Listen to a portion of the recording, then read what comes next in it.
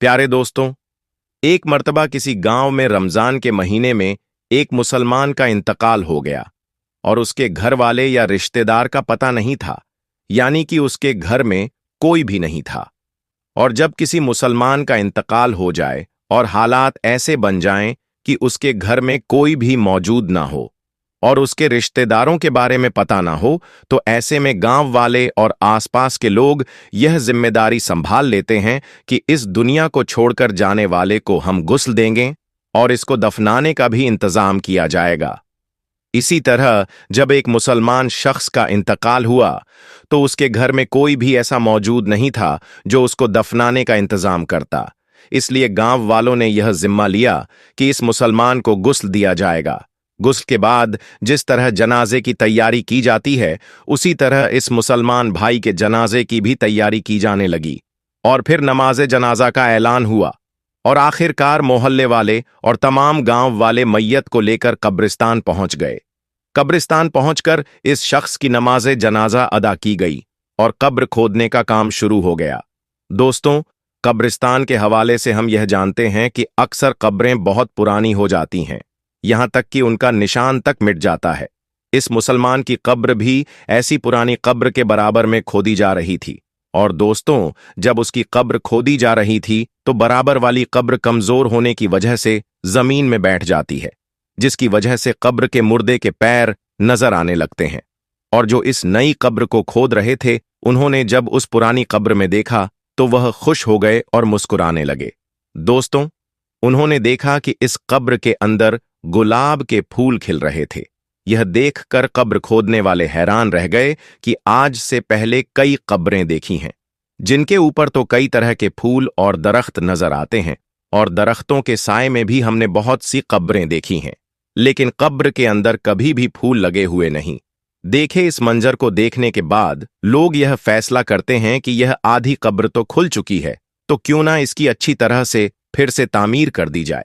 दोस्तों, जब उन लोगों ने अच्छी तरह से गौर किया और करीब से जाकर देखा तो उन्हें पता चला कि इस कब्र में महसूस करने वाली बहुत अच्छी खुशबू आ रही है।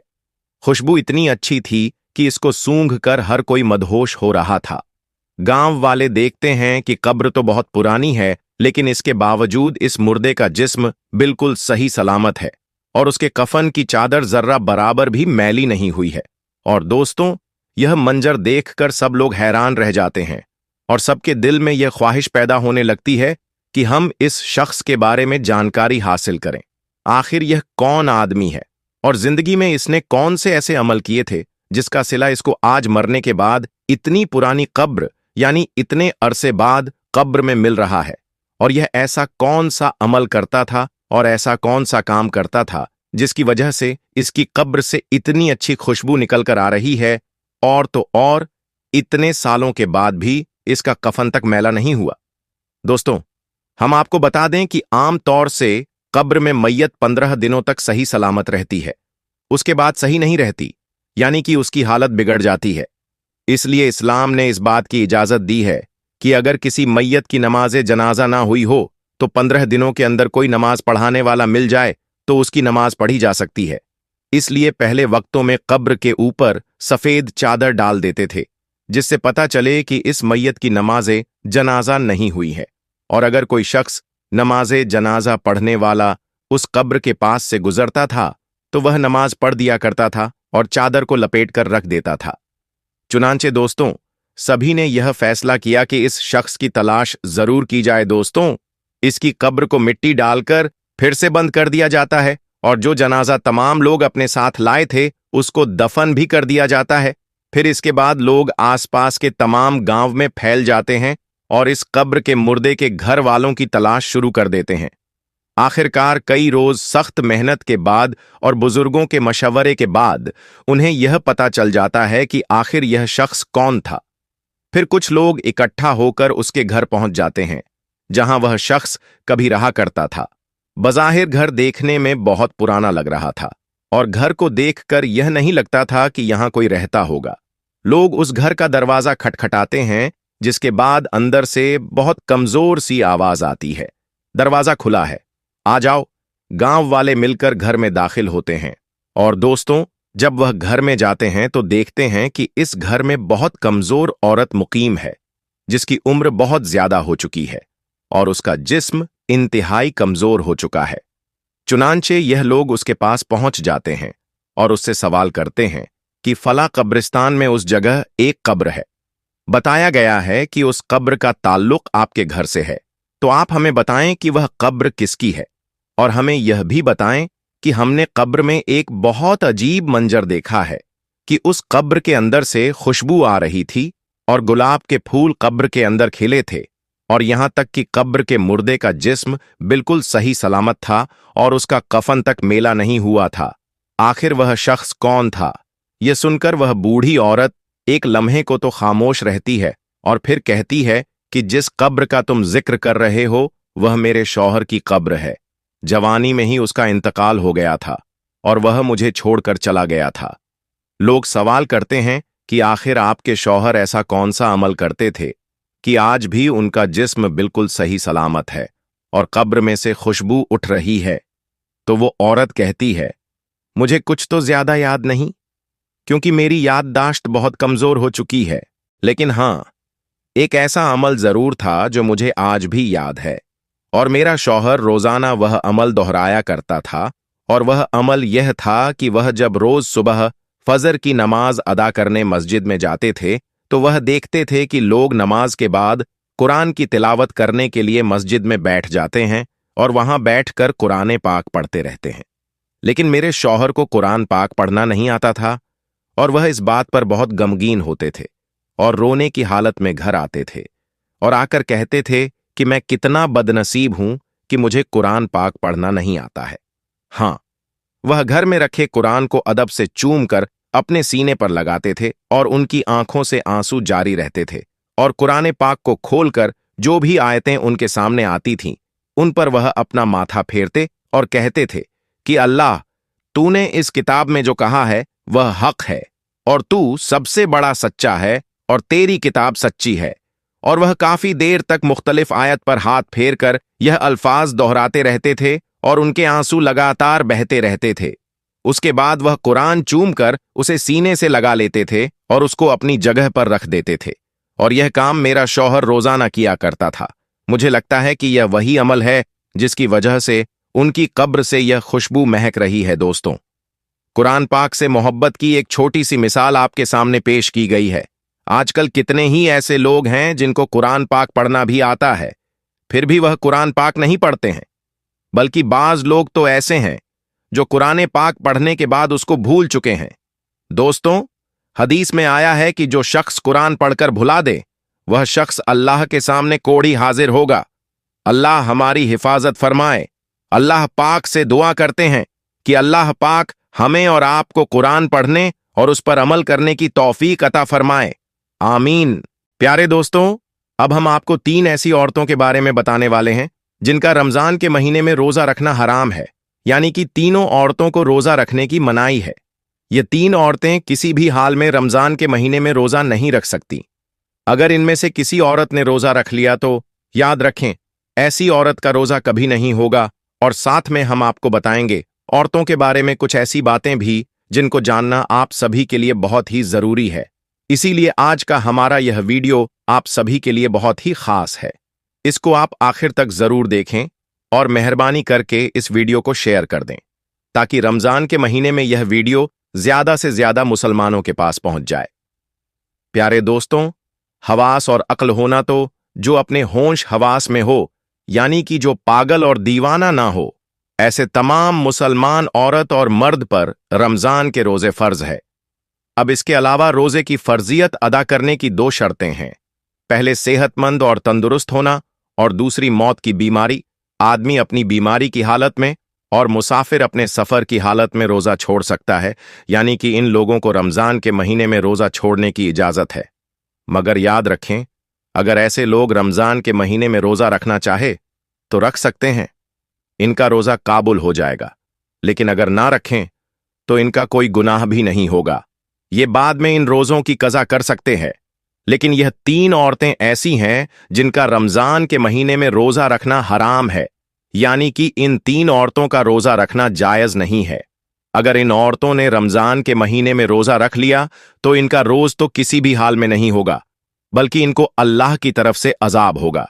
दोस्तों, सबसे पहली औरत वह है जो हेज की हालात में हो, यानी कि जिसके पीरियड चल रहे हो। ऐसी औरत का रोजा रखना जायज नहीं है।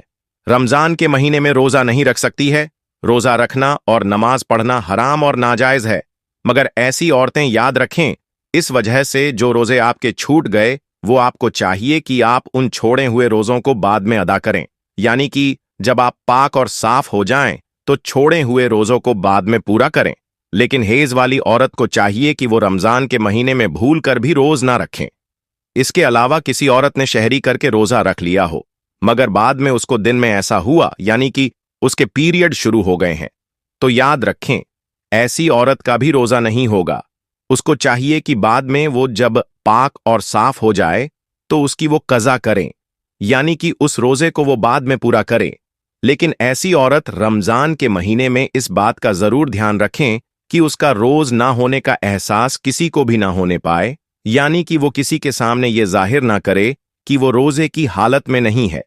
यानी कि ऐसी औरतें रमजान के महीने में किसी के सामने ना खाएं पिएं। हेज वाली औरत को चाहिए कि वो रमजान के महीने में छुपकर खाना पानी करे। नंबर 2, नफास वाली औरत। दोस्तों, दूसरी औरत वो है जो नफास की हालात में हो। ऐसी औरत का भी रमजान के महीने में रोजा रखना हराम और नाजायज है। अब कुछ भाई पूछेंगे कि नफास क्या होता है, तो हम आपको बता दें कि औरत के बच्चा जनने के बाद में आगे के मुकाम से जो खून निकलता है उसको नफास कहते हैं। याद रखें, जो औरत नफास की हालत में है, ऐसी औरतों को भी रमजान के महीने में रोजा रखने की मनाही है, यानी कि ऐसी औरतें भी रोजा नहीं रख सकती। अगर किसी औरत ने नफास की हालत में रोजा रख लिया तो याद रखें ऐसी औरत का भी रोजा नहीं होगा। इसीलिए नफास वाली औरत को भी चाहिए कि वो रमजान के महीने में भूल कर भी रोजा ना रखें, आपका रोजा पूरा नहीं होगा। लेकिन ऐसी औरतों को भी चाहिए कि जब वो पाक और साफ हो जाएं तो छोड़े हुए रोजों को अदा करें, यानी कि वो इन रोजों को बाद में पूरा करें। अगर किसी औरत ने रमजान के महीने में रोजा रख लिया और फिर उसको दिन में एहसास हुआ कि उसको हेज शुरू हो गया है या फिर उसको बच्चे की विलादत हो गई है जिसकी वजह से उसको नफास हो गया है, तो याद रखें ऐसी औरत का वो रोजा नहीं होगा, उसको बाद में उसकी कज़ा करनी होगी। दोस्तों, याद रखें इस्लाम एक पाक और साफ मजहब है। इसी वजह से नमाज और रोजा के लिए इंसान का पाक और साफ होना जरूरी है, और यही वजह है कि इस्लाम ऐसी हालत में रोजा रखने को हराम दिया है, यानी कि नाजायज करार दिया है। नंबर 3, हामिला औरत, यानी कि प्रेग्नेंट औरत। दोस्तों, तीसरी औरत है हामिला, यानी कि प्रेग्नेंट औरत जो पेट से हो। याद रखें ऐसी औरतों को रमजान के महीने में रोजा रखना हराम तो नहीं है। ऐसी औरतों को रोजा रखने की मनाही तो नहीं है, लेकिन ऐसी औरतों को छूट जरूर है, यानी कि हामिला वाली औरत, अपने बच्चे को दूध पिलाने वाली औरत को अगर अपने रोजे की वजह से अपनी या अपने बच्चे की जान जाने का खतरा हो तो ऐसी औरत को इजाजत है कि वो रोजा ना रखे, यानी कि ऐसी सूरत में औरतों को रोजा ना रखना की छूट है। अगर ऐसी औरतें रमजान के महीने में रोजा नहीं रखती हैं तो इन पर कोई गुनाह नहीं होगा, लेकिन ऐसी औरतों को भी चाहिए कि वह बाद में इन छोड़े हुए रोजों की कज़ा करें, यानी कि बाद में इन रोजों को पूरा करें। लेकिन यहां पर आप इस बात का जरूर ध्यान रखें कि हामिला औरतें यह हेज और नफास वाली औरतों की तरह ऐसा हुक्म नहीं है कि वो रोजा रख ही नहीं सकती। हामिला औरतों को रोजा रखना हराम और नाजायज नहीं है। ऐसी औरतें अगर चाहें तो वह रमजान के महीने में रोजा रख भी सकती हैं और नमाज भी पढ़ सकती है। इनका नमाज और रोजा हो जाएगा। इसके अलावा अपने बच्चों को या दूसरों के बच्चों को दूध पिलाने वाली औरतें भी अगर कमजोरी की हालत में है या फिर रोजा रखने की वजह से अपनी या अपने बच्चे की जान को जाने का खतरा हो तो याद रखें ऐसी औरतें भी रमजान के महीने में रोजा छोड़ सकती हैं। या फिर अगर कोई माहिर डॉक्टर यह कह दे कि अगर रोजा रख लिया तो खुद की या बच्चे की जान को खतरा हो सकता है, तो ऐसी सूरत में बच्चे को दूध पिलाने वाली औरत भी रोजा छोड़ सकती है। मगर ऐसी औरत को भी चाहिए कि वह इन छोड़े हुए रोजा को बाद में पूरा कर लें। अब दोस्तों, आपको बताते हैं कि औरतों को यह रोजा रखना और ना रखना के लिए क्या क्या शर्तें हैं, यानी कि ऐसी कौन सी औरतें हैं जिनको रमजान के महीने में रोजा रखने की इजाजत है और ऐसी कौन सी औरतें हैं जिनका रोजा रखना हराम है? नंबर 1। दोस्तों, अगर कोई औरत सफर की हालत में हो, या फिर बीमारी की हालत में हो, या फिर अपने बुढ़ापे की वजह से इतनी ज्यादा कमजोर हो गई हो कि अगर उसने रोजा रख लिया तो उसकी जान जाने का खतरा हो सकता है, तो ऐसी औरतों के लिए रोजा रखने की छूट है। मगर ऐसी औरतें को चाहिए कि वो बाद में सेहतमंद और तंदुरुस्त होने के बाद वो उन छोड़े हुए रोजा को कज़ा करें, और अगर बाद में वह फिर दोबारा सेहतमंद ना हो सकी तो उसे चाहिए कि वो इन छोड़े हुए रोजा का कफ्फारा अदा करे। वो कफ्फारा यह है कि हर एक रोजे के बदले में किसी मिस्कीन को दोनों वक्त पेट भरकर खाना खिलाया जाए। नंबर 2। अगर किसी औरत को रोजे की हालात में सांप ने डस लिया हो और अब उसकी जान जाने का खतरा बन गया हो, तो ऐसी औरतों को भी हुक्म है कि वह अपने इस रोजा को तोड़ सकती हैं। उसको कोई गुनाह नहीं होगा, लेकिन बाद में जब वो ठीक हो जाएं तो इस रोजा को कज़ा करें। नंबर 3। दोस्तों, अगर कोई बुढ़ी और कमजोर औरत जो गर्मियों और धूप के रोजे ना रख सकती हो, उसको किसी माहिर डॉक्टर ने मना कर दिया हो, तो ऐसी औरतों को चाहिए कि वो गर्मियों के रोजे छोड़ दे। उनके बदले में वो उन रोजों को सर्दियों में रख लें। नंबर 4। वह औरत है जिसे पूरे 10 दिन और 10 रात में फारिग हो गई।